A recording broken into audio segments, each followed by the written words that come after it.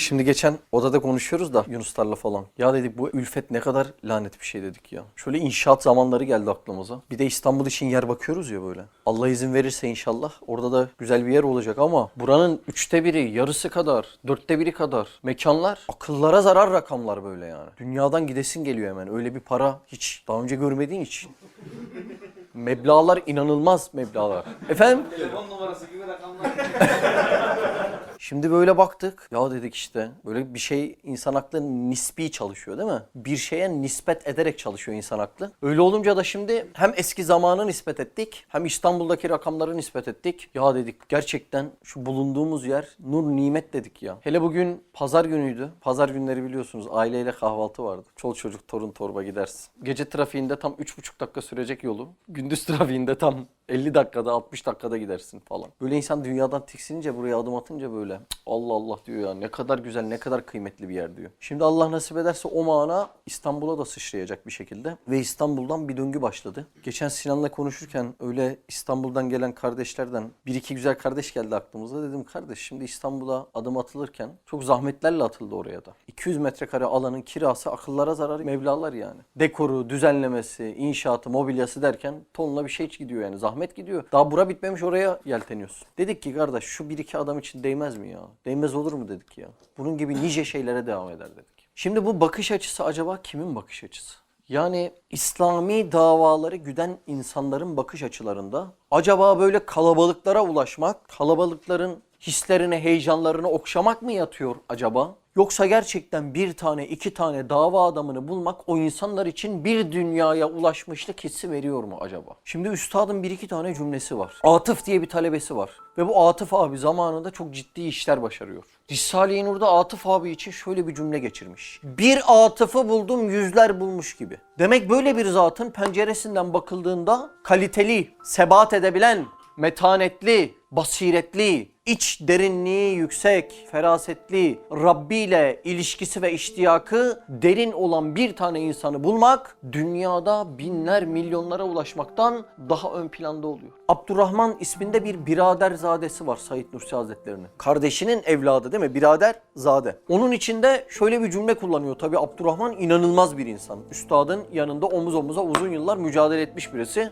Benim için Abdurrahmanları bulmak bu dünyada cennet hükmündedir diyor. Şimdi demek ki bir insanın bu yol serüvenine çıktığında yapması gereken en ciddi işlerden bir tanesi ellerini açıp böyle kitlenecek şekilde Allah'ım senin o razı olduğun çok ender ve kaliteli kulların var ya sen o kullarınla beni buluştur. Sırrı ihlas ile 11 gücünü ancak öyle elde edebilirim. Sırrı ihlas ile 3 tanemiz yan yana gelse 111 kuvvetini ancak öyle elde edebilirim. Ama bir insan elini açıp sadece dese ki Allah'ım ihlaslı kullarını buldur da iç dünyasında da der işleri ona iteleyim dese bu samimi bir dua olmaz. Allah'ım sadece ben ihlaslı olayım dese bu da bizim mesleğimize uymaz. Demek insan şunu demeli. Allah'ım beni ihlaslı eyle ve ihlaslı kullarınla buluşturup onlardan ders aldırıp onların ihlasıyla ihlasımı arttır demesi belki bizim meslek ve meşrebimize uygun bir şeydir. Şimdi bu işlerde bir insan kendi fıtratı neyse aynı fıtratları manen davet ediyor hükmündedir. Çünkü mesela sütün kaymağı ne çıkar? Süt çıkar değil mi? Kendinden çıkar. Yoğurdun kaymağı ne çıkar? Yoğurt çıkar, kendinden çıkar. Balın kaymağı ne çıkar? Bal çıkar, kendinden çıkar. Affedersiniz bir pislik havuzunun kaymağı ne çıkar? Pislik çıkar. Yani yine kendinden çıkmış oldu. O manada da. Şimdi bu manada baktığında insan demek ki olma kısmını asla es geçmemesi çok elzem.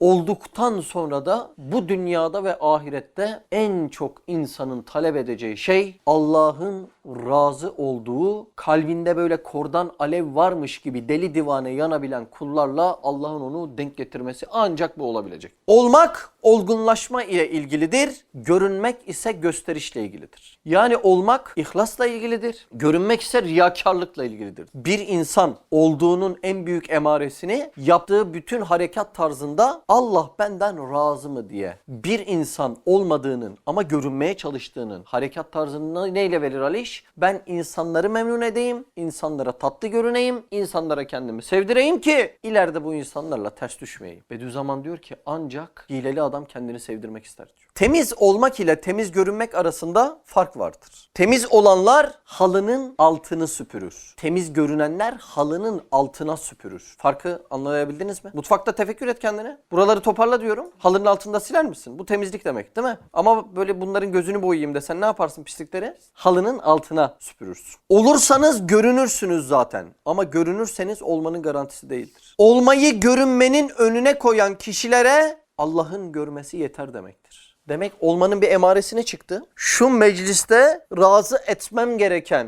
temel bağ ve temel rabıta Allah'tır. Ben bir gün bir insanı kırmayacak, gönlüne yapıcı olacak olsam, o insanı memnun etmeye çalışsam, bu da ancak Allah'tan gelen rabıtanın sonucundadır. Çünkü güzelin gölgesi de güzeldir. Ya Rab sen hakiki ve bizatihi güzelsin. Benim bu kardeşim de senin esmanın tecelligahı olarak gölge hükmünde güzeldir. Madem sen bizatihi güzelsin, senin hürmetine ben onun da gönlünü yapar, onu da kırmam demek olmak demektir. Bütün meseleleri, bütün harekat tarzını yalnız ve yalnız Allah'a rabıta etmek demektir. Aleme karşı istina düsturuyla yaşarsanız çok kuvvetli olursunuz. Şimdi nasıl olunur? Onları konuşuyoruz. Ne demek istina? Tok olma. Yani insanlar nasıl yaşamış? Onların neleri varmış? Bugün dünyada kaç birim eğlenmişler? Benim bunlarda gözüm yok. Ben Allah'ın verdiğiyle yetinirim diyebilmek. Kalbi olarak. Demek insanların sana bir şey vermesine muhtaç değilsen, bir yere gittiğinde aman bana da yemek ısmarlarlar mı? Bir yerde denk geldiğinde ya bana da bir gömlek hediye almaz mı? Bunların hepsini kafadan çıkardığın anda insanlarla bağlantın kopup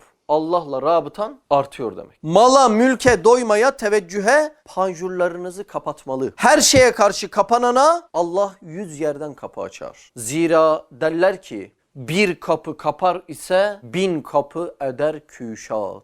Bunları ancak Allah'tan başka kapısı olmayan insanlar idrak edebilecek. Bütün dünyadaki lezzetlerini, huzurunu, zevklerini insanlara, insanlardan alacakları lezzetlere, insanlardan gelecek menfaatlere bağlayan hiç kimse bu işleri hissedemeyecektir. Hiç kimse. Çünkü onlar görünmenin derdindedir. Bu sırlar ise ancak olanlara açılacaktır. Hemen akla şu gelebilir. Ben bu dünya işlerini yapmaz da müstani davranırsam, neye karşı müstani davranıyor? Dünyaya değil mi? Dünyadaki işlere. Bazılarına kapı açılmış Uğur sürekli. Makam kapısı açılmış, mal kapısı açılmış. Dünya namına birçok mertebeleri kat edebilecek bir kapı açılmış. İnsanın aklına şu gelebilir. Ben bu dünya işlerini yapmaz, müstani davranırsam bu işlere maddi faydam da olmaz ve bu işler sahipsiz kalır. Gelebilir mi Sinan? Babalar gibi mühendislik kapısı açıldı. Babanın şirketlerinin kapısı açıldı. Dışarıda işte seni bekleyen makamların kapısı açıldı ve sen dedin ki ben gireyim bu kapılardan, hizmete maddi bir faydam olsun. Diğer işleri yapacak binler adam varken, var mı? Burası ispatı değil mi? Hangimiz bu işleri yapmaya muktediriz? Hem maddi cihetiyle, hem dekorasyon cihetiyle, hem işleri oldurma cihetiyle. Hiçbirimiz muktedir değiliz. Demek Allah o yardımcıları nusret nevinden, yardım nevinden göndermiş mi? Göndermiş. Peki göndermesi ileride de aynı istikamette gitseniz göndereceğimin delili midir? Onun delilidir. Diğer işleri yapacak binler adam varken ama vakfa hayat edecek fırsat yalnız sana verilmişse senin neyi seçeceğin çok bellidir aslında. Şimdi burada bir adam olmanın ehemmiyetini anlatıyorum. Bu adam olmanın ehemmiyetini anlattıktan sonra Efendimizin zamanına gideceğiz.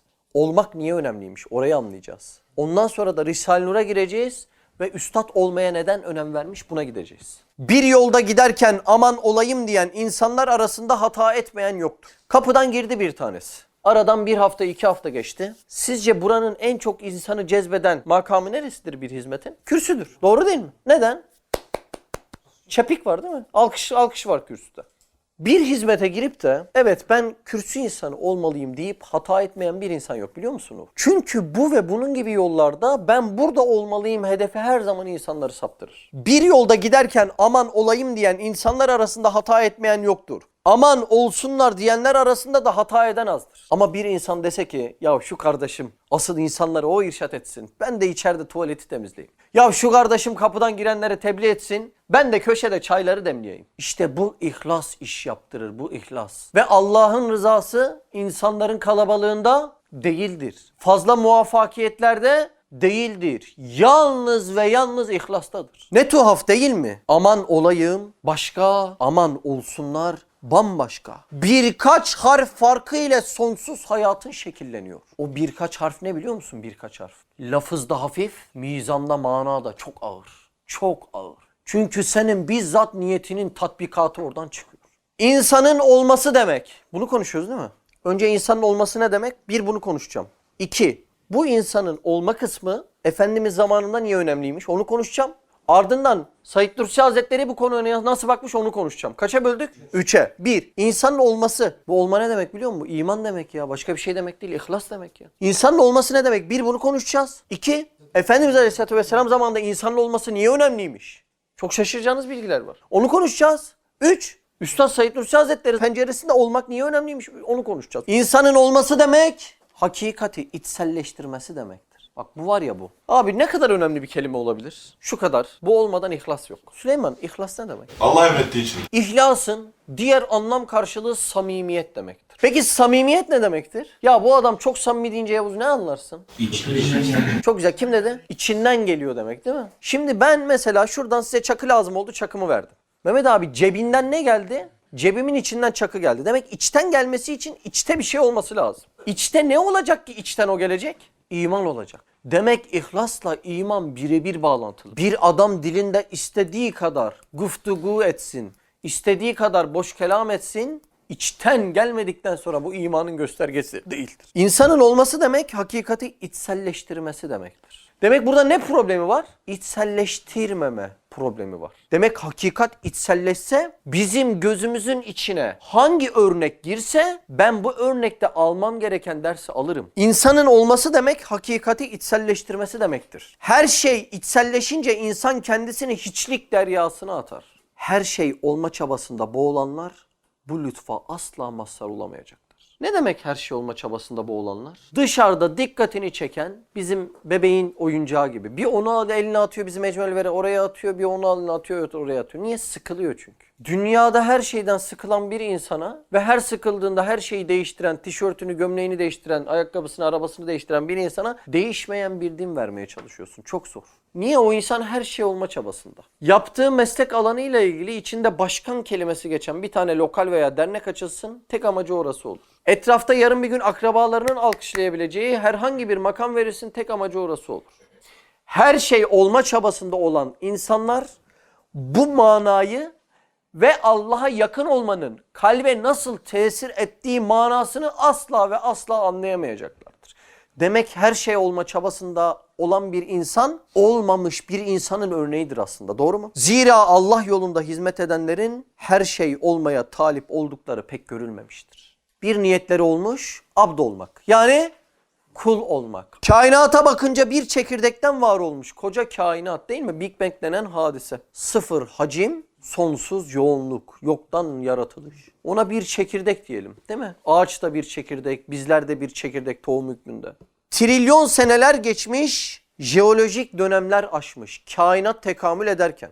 İyi de Allah Azze ve Celle bir kün tezgahından geçirse olmuştu. Bu süreçlere gerek kalmazdı. Allah kainatı halk edip yaratırken bunca sürece ihtiyacı var mıydı asker? Yoktu. Kün dese olurdu. Neden o zaman bu süreçleri bu kadar gözümüze göstermiş, idrakımıza bildirmiş, kulaklarımıza işittirmiş? Adet-i ilahi bir şey öğretiyor bize. Sizin gelişmeniz de çöküşünüz de işte böyle tedrici olacaktır diyor. Ne demek kardeş tedrici Barış? Zamanla. Yavaş yavaş. Bizim gelişmemiz nasıl olabilir? Yavaş yavaş. Buna en büyük emsal nedir? Kainat kitabıdır. Peki bizim çöküşümüz nasıl olacak? Yavaş yavaş. Gördüğümüz insanları zahire baktığımızda bir anda imanını kaybediyor görüyoruz ama olayın hakikati öyle değil. Bu tedrici, adım adım, yavaş yavaş gelişen bir süreç. Bir gün fenalık içine düşer de fark edemezsen işte böyle yavaş yavaş biteceksin demektir. Demek bugün yaptığımız hatalar bize yerleşse işin sonunda bizi bitirmeye oynayacak mı bu? Üstad bu yüzden mi diyor her günahta küfre giden bir yol vardır diye? Şimdi mesela dişi çürüyen vardır değil mi zamanında? Sizce dişiniz bir anda mı çürüdü? Hayır. Önce o dişin oraya bir tane mikrop geldi. Baktı dedi ki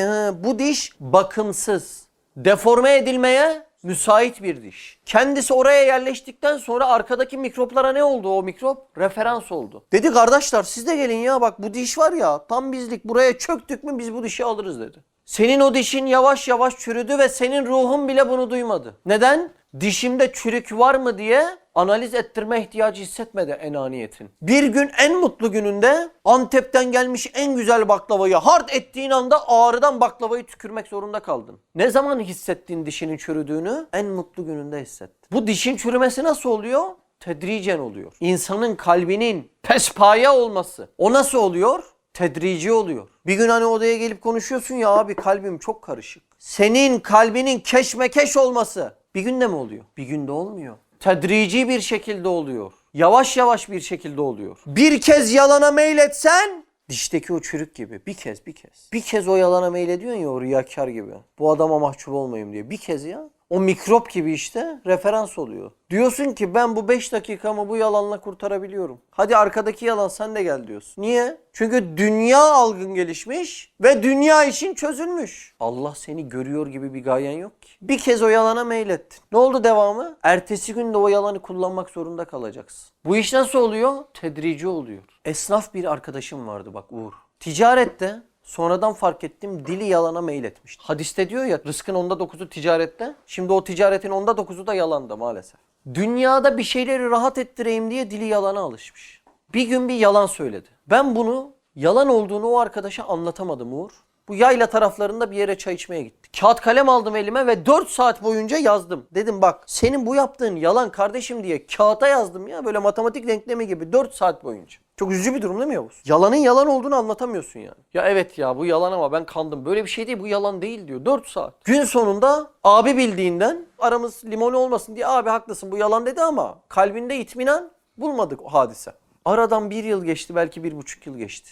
Çok üzücü bir hata yaptı ahiret namına ve hatasının sonucu 50 tane yalanla bitti. 50 tane yalanla. Niye? Birincide denemiş mi yalanı? Denemiş. Dünyevi işini görmüş mü? Görmüş. Allah'la arasını bozmuş mu? Hem de nasıl bozmuş. Ondan sonra demiş ki ben artık dünya namına sıkıştığım anda sürekli yalan söyle. Rahat ol sıkıntı olmaz der değil mi insan? Geçen hastaydım ablam çok endişeli birisidir. Bana da bir antibiyotik gönderdi. Gönderdiği antibiyotik de ağırdı böyle. Ben de iyi değildim. Sonra istişare ettim bir iki arkadaşla dedi ki daha yeni antibiyotik kullandım bunu kullanma dedi. Ablam da günde 5 kez arıyor. Çok evhamlı birisi hastalık sağlık konusunda. Orada bile dedim ki bak ablanı üzmemek için bile abla tamam kullanıyorum, kullanacağım, kullandım diyemezsin dedim. Orada bile net bir şekilde söyledim. Niye biliyor musun? Onu üzmemek için bile olsa dil alışır buna, dil alışır. Tamam abla kullanacağım inşallah bile demedim. Ablam ben şimdilik bunu kullanmadım. Fenalaşırsam istişare ederim yine seninle dedim. Oradaki kalbi itminandan dolayı mıdır bilmem. Tamam canım dedi kapadı telefonu. Normalde çok ısrar eden bir yapısı var yani. Demek sıdkın karşılığı da karşıya aynı böyle doğrulukla tesir ediyor. Ama o dişteki mikrop gibi. Yalana bir alıştın mı morfin gibi öyle bir zehirleniyorsun ki. Artık ben bütün işlerimi böyle yalan dolanla çözerim hissiyatına kapılıyorsun. En son gözünü bir açıyorsun bataklığın altında kapkaranlık bir yer. Bundan sonra aldığın nefes sen gibi yalancılarla olmuş. Sağlam tövbe etmezsen eğer. Bir kez yalana meyletsen dikkat et devamı da gelecektir. Günah dişteki mikrobun yerleşmesi gibi tedricen seni ele geçirir. Kişi günahın ezikliğini duymamaya başlar ise yani artık İrfan alışıyor mu günaha? Bir pişmanlık duymamaya başlar ise bir rekat namaz kılsa ne büyük iş yapıyorum der. Çok üzücü değil mi? Manevi deformasyon. Şu an olmayı konuşuyorum. Birazdan olmak Efendimiz döneminde niye önemli onu konuşacağım. Sonra üstadın penceresinden olmak nedir onu anlatacağım. Olmamak da manevi deformasyondur. Olmak niye lezzetli biliyor musun Zeki? Bir insanın bünyesinde manevi deformasyon ve çürüme yer bulmaz ise yani o insan olmuşsa bunun neticeleri gene tedricen yani adım adım yani yavaş yavaş basamak basamak Allah'a yaklaşmak ile olur. 1. İcmali ilimle başlar seyahat. Ne demek icmal? Kainat kitabına bakarsın yani mücessem ayetlere bakarsın Sinan. Dersin ki Allah Allah bu düzen, bu nizam, bu intizam bunlara bir el değmişliğin göstergesidir. İcmalen yeter mi Sinan bilgi olarak? Yeter. Batıp gidenlere bakarsın. Allah Allah. Ya bu batıp gidenler benim Rabbim olamaz dersin. Yeter mi icmalen? Yeter. Yani bir insanın birinci adımı önce Fatih icmali bir ilimle başlar.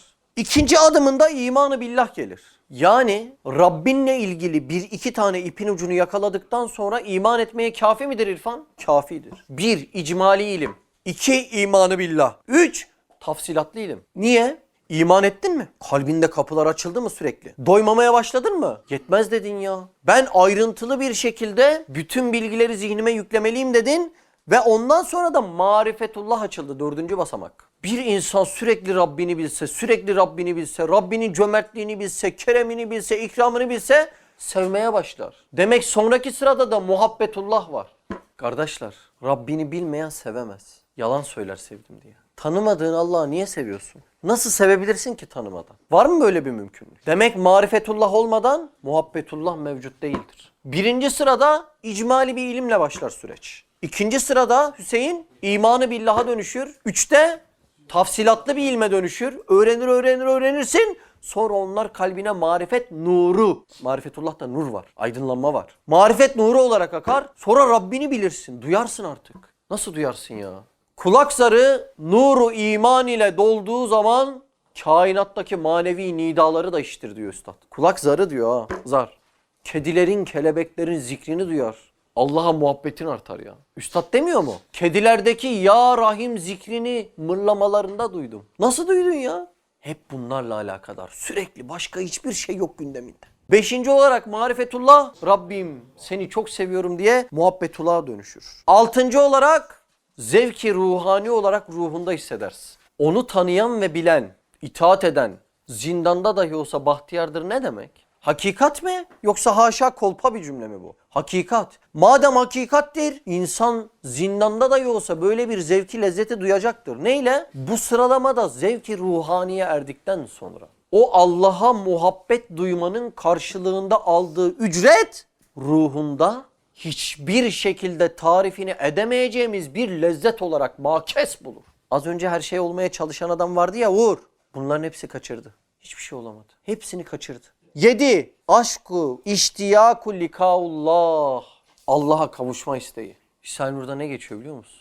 Rabbini tanıyan kamil insanlar ölümü sevmişler.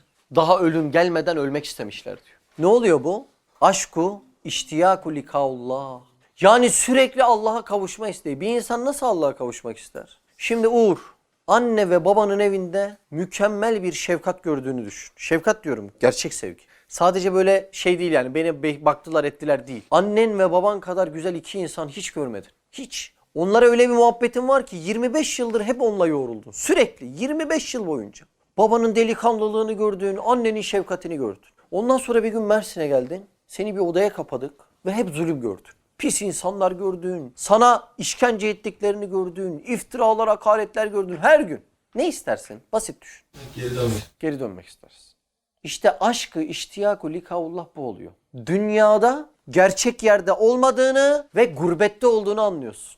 Sonra diyorsun ki benim asıl yanım o sonsuzluk diyarı diyorsun. Artık bu dünya yabancılaşmaya başlıyor. Yani bu dünyada bir gurbette hissediyorsun kendini. Gariplik, gurbet değil mi? Aynı manada. Diyorsun ki bura benim esas yurdum değil. Ben buraya geçici geldim. Esas diyarıma gitmem lazım. Burada nefes alamıyorum artık diyorsun. Sonra aklına o hadis geliyor. Tuğba lil gureba. Müjdeler olsun o gariplere. Vize benim elimde değil. O emre itaatta ince bir çizgi var. Ya Rab ne zaman çağırsan o zaman geleceğim. Ama bil ki heyecanla sana kavuşma gününü bekliyorum diye sabrediyoruz. İşte bu da aşk-ı iştiyaku likaullah oluyor. Bir insan manen deformasyona uğramasa, ruhunda şu hazları hissetse. Gerçek haz budur ha. Hamburger yemekten haz mı olur? İçki içmekten haz mı olur? Allah aşkına. Bunlar hayvani güdü olur. İddia oynamaktan haz mı olur? İddia kazanmaktan haz mı olur? Ruh bunlarla doyar mı? Bunlar garize-i beşeriyeden başka nedir? Bu makamların lezzeti dururken size maddi makam verilse elinizin tersiyle itersiniz. Hazreti Ömer ve Hazreti Ebubekir Efendimizin vefatından sonra birbirlerinin elini tutarlar. O ona der ki ben sana biat ediyorum. O da ona der ki hayır asıl ben sana biat ediyorum. Tabii bu sonsuza kadar böyle gidemez. Hilafet Hazreti Ebubekir'de kalır. Ama şu inceliğe bakar mısın? Hiç mi gözünüz yok ya? Hiç yok ya. Nasıl insanlar ya? Unutmamalı ki bu deformasyonlar küçük bir şey ile başlar. Neyle mesela Barış? Bir yalanla değil mi? Küçük dersin, ufak dersin. Orman yangınlarının da küçük bir alevle başladığı gibi. Ormanı bir anda mı yakıyorlar Yavuz? Puf. Yavaş yavaş. Yavaş yavaş. Bir tane geliyor Adanalı mangalı vururken. Utku sen dayıoğullarından. İnsanın alkış sesi hoşuna gider önce. Demek bende alkışlanacak bir şey var ki alkışlıyorlar der. Ufak şeyle başladı değil mi abi? Ne kadar ufak? Şu kadar ufak. Şu hoşuna gider mi insanın ya? Mehmet abi. Gidiyormuş ya bak şu an. Halaylarda ne diyoruz buna Yavuz? Çepik. Şakşakçı. Şu an bak Uğur şundan etkilenebileceğini düşünebilir miydin? Basit düşün hani. Üstad diyor ya zehirlendim ülfet perdesi kırıldı diyor ya. Öyle kır bak şu.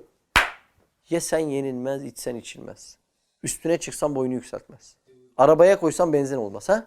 Rahatsız olursun. Şu an bak. Şuymuş ha Süleyman. Bitirmek için iyi bir başlangıç mı? Evet. Şu. İnsanın bir alkış sesi hoşuna gider. Ben de alkışlanacak bir şey var ki alkışlıyorlar demek ki der. Onu kaybetmemek için elinden gelen her şeyi yapar. Artık Firavun'a kardeş olması için içine bir güve düşmüş ve bu yolculuk başlamıştır. Hangi Firavun'a? Amnofis'e. Amnofis kim? Hz. Musa'nın muasırı. Olmakla ilgili var mı sıkıntı dedim? Şimdi olma kısmı Efendimiz Aleyhisselam zamanında yani son dinde hem insanların kemale ermesi için o da yavaş yavaş değil mi? Son din olarak bir büşra, bir müjde, bir hediye olarak saklanmış. Hem de İslam'ın son din oluşunun sebepler cihetinde çok önemli bir özelliği var. Ne biliyor musun o özelliği? Efendimizin yanındaki olmuş insanlar. Kimler onlar? Sahabe-i kiram. Ne kadar fark oluşturmuş sahabe-i kiram? Sana anlatayım mı? Efendimizin hadisleri neden Hazreti Musa'nın mesajı gibi kaybolmadı? Şu an Hazreti Musa'nın mesajı kayboldu mu? Kayboldu, deforme edildi. Hazreti İsa'nın mesajı kayboldu mu? Kayboldu, deforme edildi. Peki soru şu. Efendimiz Aleyhisselam'ın mesajı neden Hazreti Musa ve Hazreti İsa'nın mesajı gibi kaybolmadı acaba? Soru anlaşıldı mı? Sahabeler sayesinde. Demek diğer peygamberlerde olmayan şey neymiş? Sahabeler. Yani olmuş insanlar. Görünmeye çalışan değil, gerçekte olan insanlar. Ama gerçekte olunca 1400 yıl ileriden bile görülüyorsun biliyor musun Uğur? 1400 yıl uzaktan gözüküyorlar. Hazreti Musab'ı görür gibi değil misiniz? Zeyd bin Harise'yi Taif'te görür gibi değil misiniz? Hazreti Sa'd'ı görür gibi değil misiniz? Halid bin Velid'i görür gibi değil misiniz? Benim ilk hayalhanemi açmamda en büyük rol sahiplerinden birisi Halid bin Velid'dir. Bozuk para kadar vücutta yer kalmamış, darbe yemiş ama beni ayağa kaldırın, deve gibi burnumun üstüne düşmeyeyim demiş ya.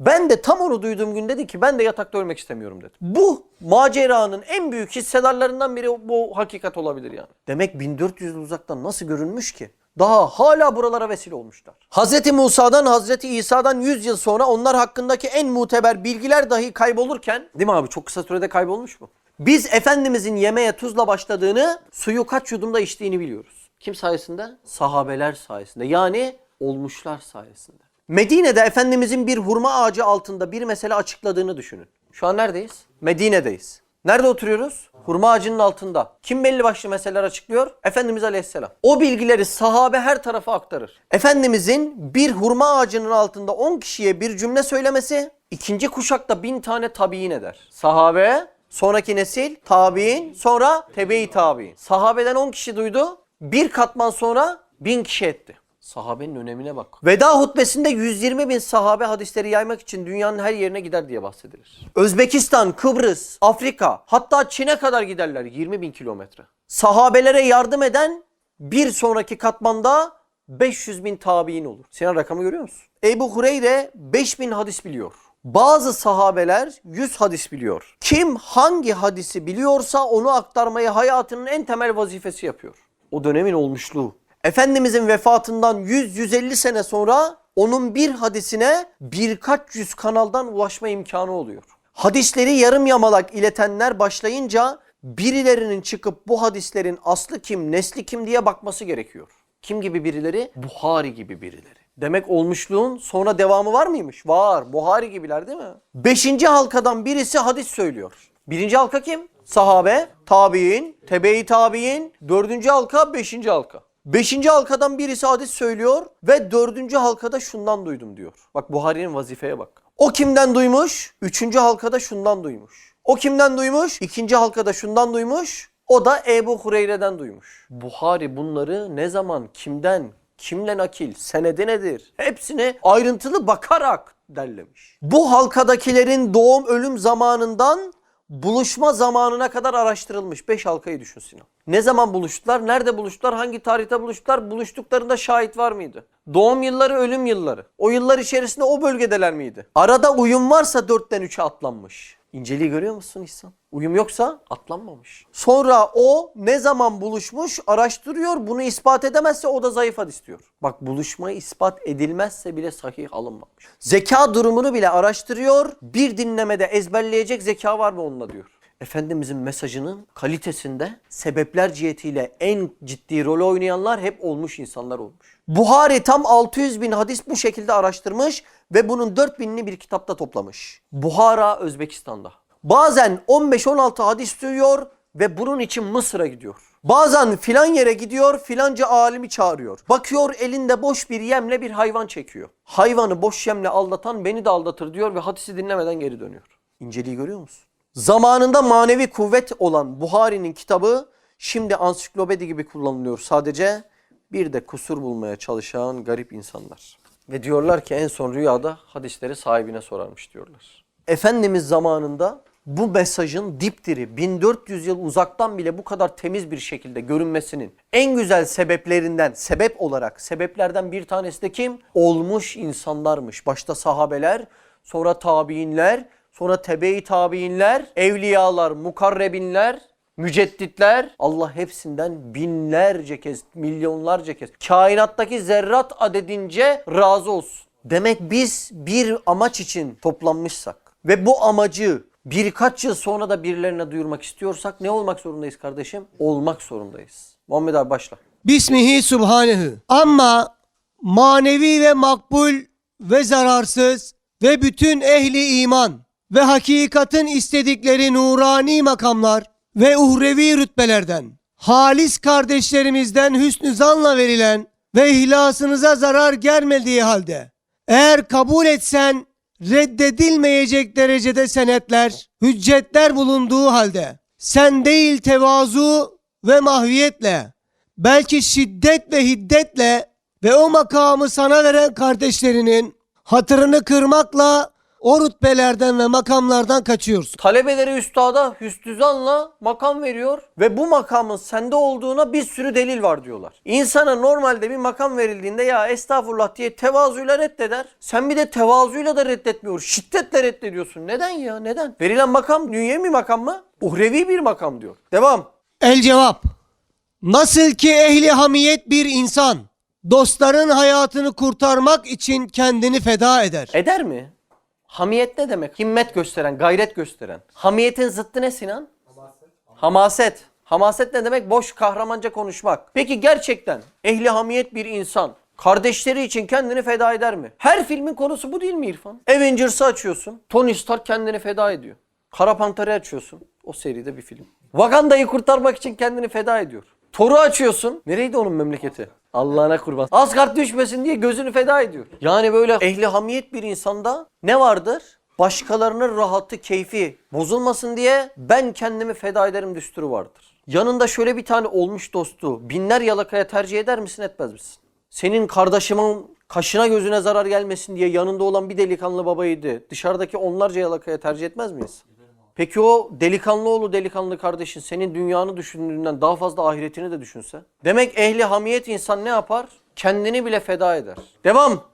Nasıl ki ehli hamiyet bir insan dostların hayatını kurtarmak için kendini feda eder. Öyle de ehli imanın hayat-ı ebediyelerini tehlikeli düşmanlardan muhafaza etmek için lüzum olsa hem lüzum var, kendim değil yalnız layık olmadığım o makamları, belki hakiki hayat-ı ebediyenin makamlarını dahi feda etmeye Risale-i Nur'dan aldığım ders-i şefkat cihetiyle terk ederim. Dersi şefkati anladın mı? Odada da konuştuk. Tam dersi şefkat cihetiyle terk ederim. Yani bugün insanlığın kurtulması için o makamların her birinin elinin tersiyle itmesi gereken bazıları var diyor mu? Evet. Öyle tamı tamına olmuş insanlar bu asırda şarttır. Şimdi insanın aklına şu da gelebilir. Başkalarına yetişmek, başkalarını kurtarmak, başkalarını inandırmaya çalışmak. Ya o arkadaş bu mücadeleye girişmenize gerek var mı? Yani bırakın her insan neye ne şekilde istiyorsa o şekilde inansın. Böyle bir soru çıkabilir mi Sinan? Çıkabilir değil mi birilerinin kafasında? Yani neden sürekli bize anlatıyorsunuz? Mesela siz gidiyorsunuz kahve tezgahı kuruyorsunuz. Amacınız ne? Birilerine hakikati anlatmak. Ben bu şekilde ahiretimi kurtulacağımı düşündüm ve bunu başkalarıyla da paylaşmak istedim. Zira dünyayı kasıp kavuran bir virüs olsa ve bunun ilacı sadece bende olsa ben bunları insanlarla paylaşmam mı? Bunu da paylaşıyorum. İnsanlar bunu sorabilir. Diyebilir ki ya bize karışmayın, herkes istediği gibi inanır. Şimdi biz dışarıda bir makine görsek Fatih. Şu makineyi gördük, telefon makinesini.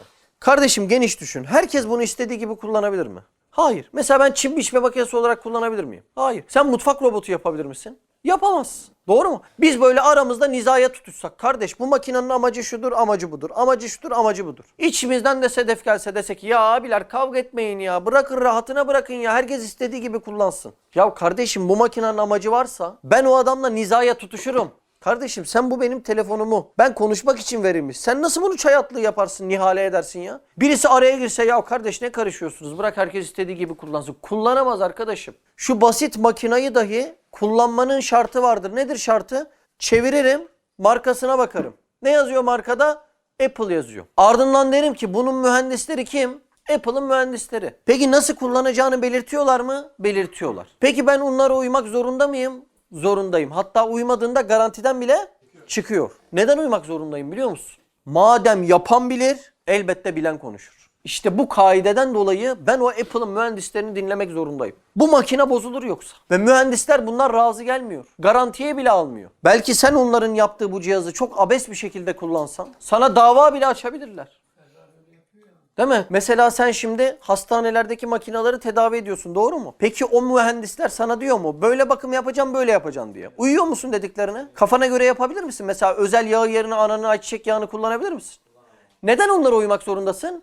Çünkü madem ki yapan bilir, elbette bilen konuşur. İnsan bir makine mıdır? Makinedir. Sistemleri olan, parçaları olan, hücreleri, dokuları, organları ve her biri muazzam bir nizam ve intizam içerisinde. Yani hem kendi özelliğinde hem bir bütünlük olarak çalışabilen bir makinayım ben. Kardeşim bu makine mi? Makina. O zaman markasına bakmak zorundasın. Çevirdim baktım markasına ne çıktı? Made in Bezmeelest.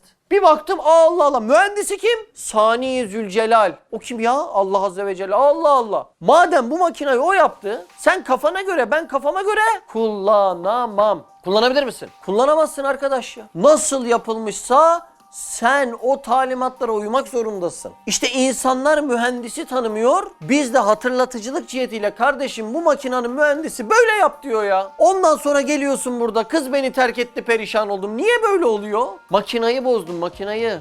Benzin yerine su kattın. Fritözde patates yaparken yağ yerine kezzap kattın. Şimdi geliyorlar. Neden bu duygu bozuklukları? Abi bir gayesiz hissediyorum kendimi. Neden? Amacına uygun makinanı kullanmadın. Madem bu makinadır, herkes istediği gibi Fatih kullanamaz. Kimse bunun mühendisi, neyse markası, kimse fabrika sahibi, kimse yapımcısı. Sen ona uymak zorundasın. Sen ona uymadığının misli tokadını zaten dünyada duyguların bozuluyor hissediyorsun. Yanlış kararlar veriyor hissediyorsun. Dünya üstüne geliyor hissediyorsun. Azaba düçar oluyorsun hissediyorsun. Niye? Makinayı yanlış kullandın. Manen en evvel vücudan en ahir. Ne demek? Herhangi bir şeyin prototipi, çizimi ama sunum olaraktan en son sunulanı diye düşünebiliriz. Yani Uğur kaç yaşındasın?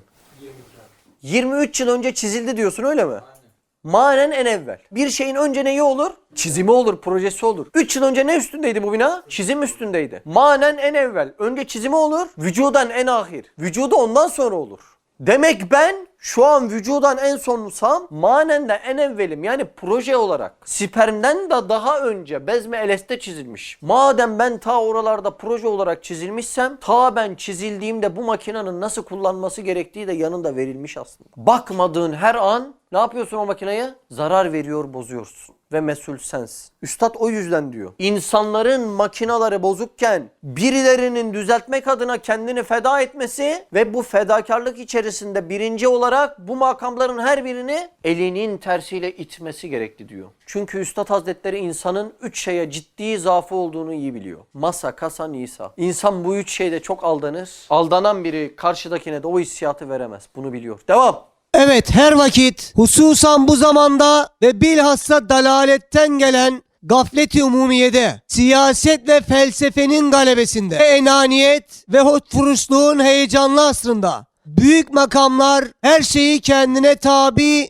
ve basamak yapar. Üstada diyorlardı ya o makamları niye itiyorsun en tersiyle açıklıyor. Büyük bir makamı olanlar her şeyi makamına basamak yapıyor. Bu her şey içerisinde mukaddesat-ı diniyeyi de basamak yapma ihtimali var mı? İşte ben bu ihtimale girmiyorum diyor. Bu yüzden de bu makamların umumunu reddediyorum diyor. Üstad önce olma kısmını anlatıyor. Sonra da olmuş insanları ne kadar iştiyakla talep edeceğini anlatacak birazdan. Anahtar cümle ne? 10 adama ders vermek. Devam. Hatta dünyevi makamlar için dahi mukaddesatını alet eder. Değil mi? Edilebilir değil mi? Mesela şöyle bir zamanda sırf patron benden razı gelsin diye namaz kılan var mıdır? Kılmayan var mıdır? O da var. İkisi de neyi feda etmek oldu? Dünya için dinini satmak oldu. İki vecih. Devam. Manevi makamlar olsa daha ziyade alet eder. Umumun nazarında kendini muhafaza etmek ve o makamlara kendini yakıştırmak için bazı kutsi hizmetlerini ve hakikatları basamak ve vesile yapıyor diye itham altında kalıp neşrettiği hakikatlar dahi tereddütler ile revaci zedelenir. Şimdi demek ki öyle birini birileri makamda görse birileri der ki ya o makam için demek ki bu dini ve İslami işleri yapıyor diyecek ve zedelenecek. İşte bu yüzden hepsini itiyorum diyor ama başka bir şeye talip olacak. Devam. Şahsa, makama faydası bir ise revaçsızlıkla umuma zararı bindir. Hani diyorlar ya iyi de abi oralarda da birileri lazım. Ya oralara talip olmayan var mı? Yok. Herkes oraya talip ama buraya talip az var. Sen orayı düşünme. Bugün dünyada adam kalmasa gene oralara talip olan çıkar. Ama kendini tam vakfa hayat etmeye talip sayısı çok az. Sen buraları yoğunlaştır. Buraları düşün. Devam. Elhasıl hakikat-i ihlas benim için şan-ı şerefe ve maddi ve manevi rütbelere vesile olabilen şeylerden beni men ediyor. Üstad Allah ile rabıtamın arasına hiçbir şey katmak istemiyorum. Makam da buna dahil diyor. İnsanı en ziyade aldatabilen üç şey ne dedik? Masa, kasa, nisa. Aldatıyor değil mi üç? Sonra bir araba bir yalpalanıyor böyle. Toparlayana kadar. Eyvah eyvah eyvah. Bir saniyede çarpıyorsun. Aylarda anca düzeliyor o araba kaporta. Sabredeceksin demek. Devam. Hizmet-i Nuriye'ye gerçi büyük zarar olur. Fakat kemiyet, keyfiyete nispeten ehemmiyetsiz olduğundan halis bir hadim olarak Yani kalite o sayısal çokluklar, makamın çokluğu, mertebenin çokluğu. Hayır bunlar değil. Kalite bunlardan daha önemlidir. Bu yüzden benim o verilen makamlarda gözüm yoktur. Ama ihlas ile talep ettiğim değil mi? Yani ihlasın muktezası olarak, mukteziyi hatırlıyorsunuz değil mi? Gereği olarak talep edilen çok önemli bir şey vardır. Nedir o? hakikat-i ihlas ile Muhammed abi burayı ben okumak istiyorum. Üstadın talep ettiği şurası. Hakikat-ı ihlas ile. Yani o dildeki ihlas mı?